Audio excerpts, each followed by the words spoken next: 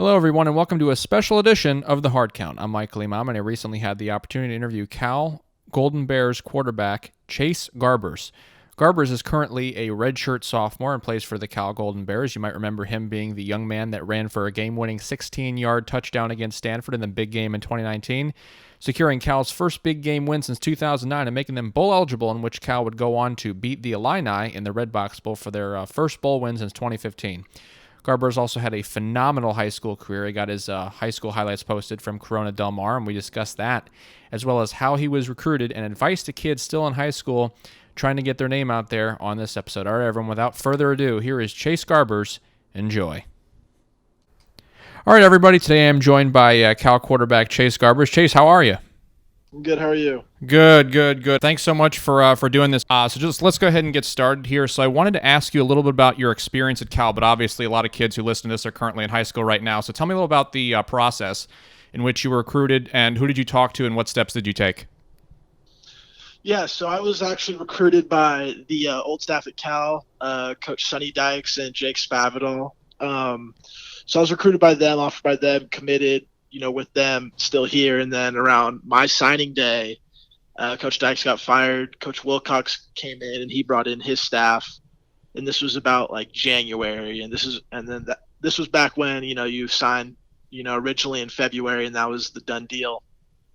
So I got to know Coach Wilcox pretty quick, and I loved what he had to say and felt comfortable staying with Cal. So I did, and no regrets with that decision at all.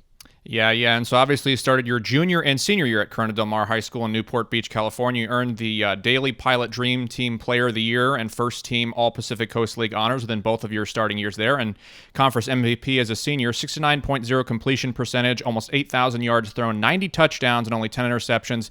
That's good for a 129.1 QB rating, 129.1 QB rating. What did you do in high school from your sophomore year transitioning to your junior year, and that kind of turned you into this star athlete? Well, I know it sounds pretty cliche, but I just got my head in the playbook. I knew that I had to know this offense inside and out, for us to be successful, and ultimately that's what I did, along with just natural development, physically, of just getting faster and stronger and be able to throw the ball, with more accuracy and little things like that. But ultimately, just getting my head in the playbook more. Awesome. So you signed with Cal in 2017 as a four-star recruit. You had a ton of other schools that offered you and reached out to: Arizona State, Ole Miss, Illinois, Wake Forest, both Washington and Washington State, to name a few. What about kind of Cal's program stood out to you?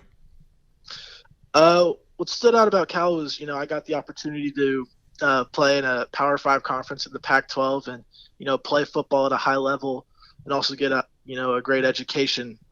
Cal is world-renowned when it comes to education, and that degree carries its name pretty well. And it's ultimately, I know this is another cliche saying, but it's a 40-year decision, not a 4 decision. But to have that education from Berkeley to fall back on if football doesn't work out, is definitely one of the reasons why I chose Cal.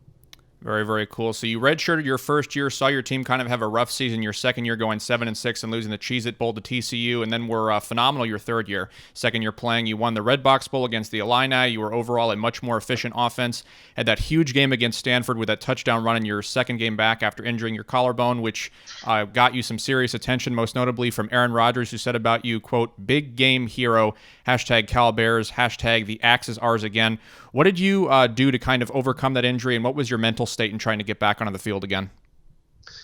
Yeah, so when I got hurt, it's always just that was the first time I've gotten hurt ever, the first time I missed a game or practice and whatnot.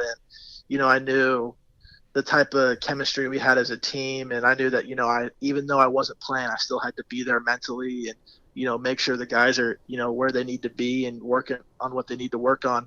So I was still there, vocally as a leader, and just kind of almost like a second coach, I would say. And that's just kind of the mindset I've always had is, even if I'm not playing, I'm going to contribute in some way. And, that just carried over to when I was cleared to come back. It was like I didn't even, miss any games or whatnot. And that just shows, the preparation that has led up to that moment through, the off season and the games before that.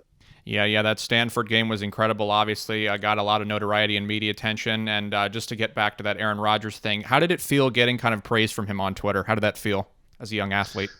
Oh, it was definitely very, very cool. Came in the locker room after the game, and obviously the phone was blowing up a little bit, and saw that Aaron Rodgers, kind of tweeted out at me, and that's awesome.